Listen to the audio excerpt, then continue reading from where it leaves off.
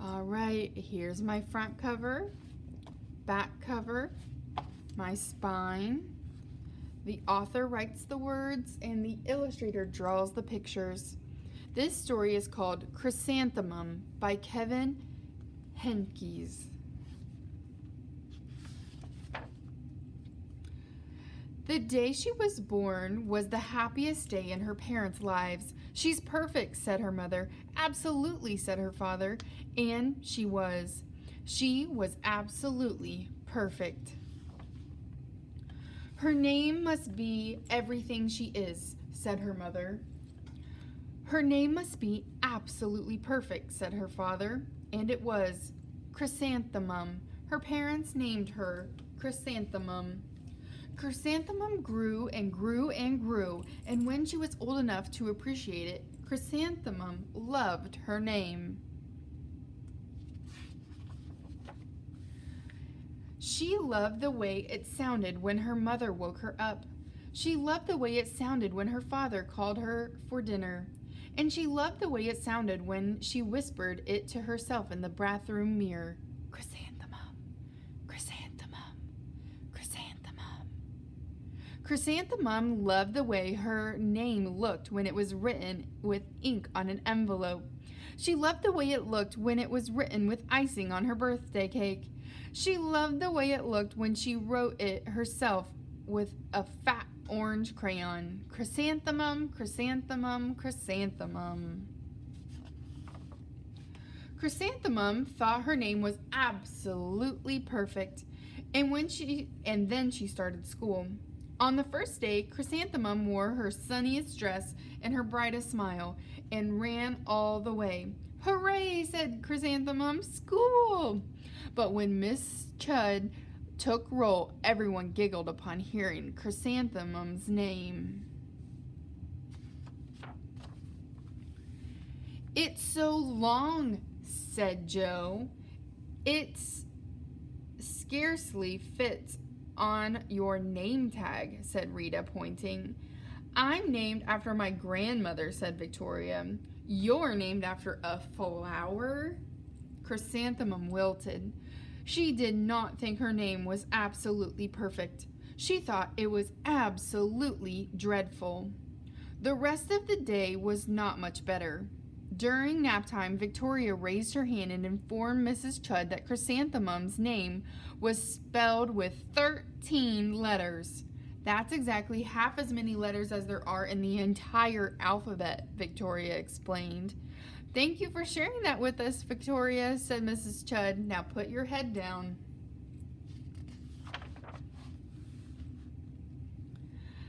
If I had a name like yours, I'd change it, Victoria said as the students lined up to go home. I wish I could, thought Chrysanthemum miserably. Welcome home, said her mother. Welcome home, said her father. School is no place for me, said Chrysanthemum. My name is too long. It scarcely fits on my name tag, and I'm named after a flower. Oh, pish, said the mother. Your name is beautiful, and precious and priceless and fantasizing and winsome, said her father. It's everything you are, said her mother. Absolutely perfect. Chrysanthemum felt much better after her favorite dinner, macaroni and cheese with ketchup, and an evening filled with hugs and kisses and parcheesi. That night, Chrysanthemum dreamed that her name was Jane.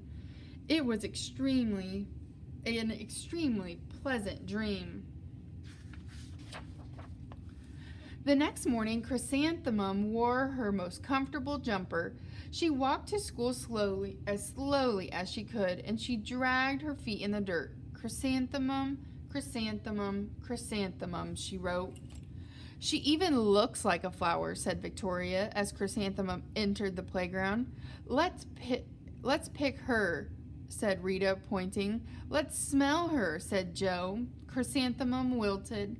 She did not think her name was absolutely perfect. She thought it was absolutely dreadful. The rest of the day, the day was not much better. During nap time, Victoria raised her hand and said, "Chrysanthemum is a flower. It lives in a garden with worms and other dirty things." "Thank you for sharing with us, Victoria," said Miss Chudd. "Now put your head down." "I just cannot believe your name," Victoria said, as the students lined up to go home. "Neither can I," thought Chrysanthemum miserably. "Welcome home," said her mother. "Welcome home," said her father. "School is no place for me," said Chrysanthemum. "They said I even look like a flower. They pretended to pick and smell me." "Oh, pish," said her mother. "They're just jealous and envious and brooding and disconnected and jaundiced," said her father. "Who wouldn't be jealous of a name like yours?" said her mother. "After all, it's absolutely perfect," said her father. Chrysanthemum felt a trifle better after her favorite dessert, chocolate cake with buttercream frosting, and another evening filled with hugs and kisses and parcheesi. That night, Chrysanthemum dreamed that she really was a chrysanthemum. She sprouted leaves and petals. Victoria picked her and plucked the leaves and the petals one by one until there was nothing left but a scrawny stem. It was the worst nightmare of Chrysanthemum's life. Chrysanthemum wore her outfit with 7 pockets the next morning. She loaded the pockets with her most prized possessions and her good luck charms. Chrysanthemum took the longest route possible to school.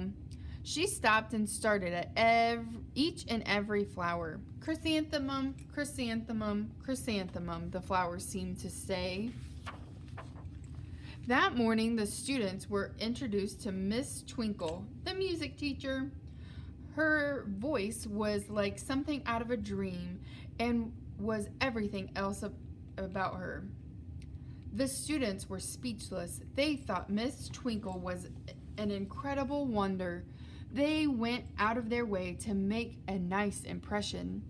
Miss Twinkle led the students in scales. Then she assigned roles for the class musical. Victoria was chosen to be the dainty fairy queen.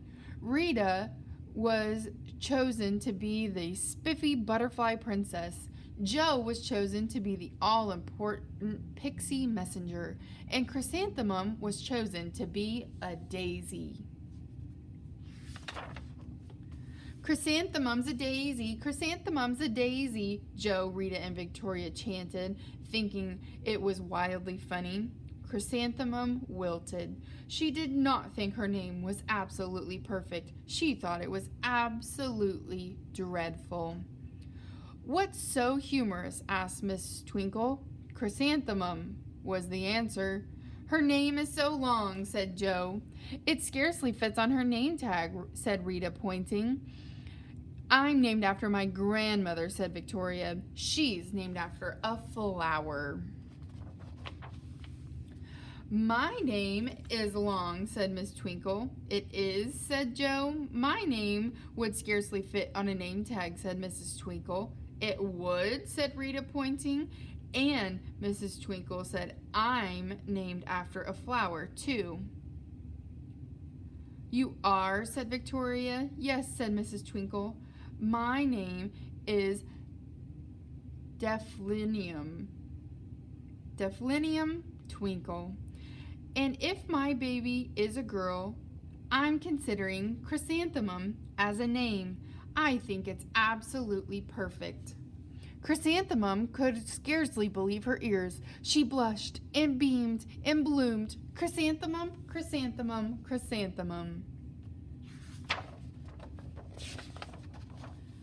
Jo, Rita, and Victoria looked at Chrysanthemum longingly.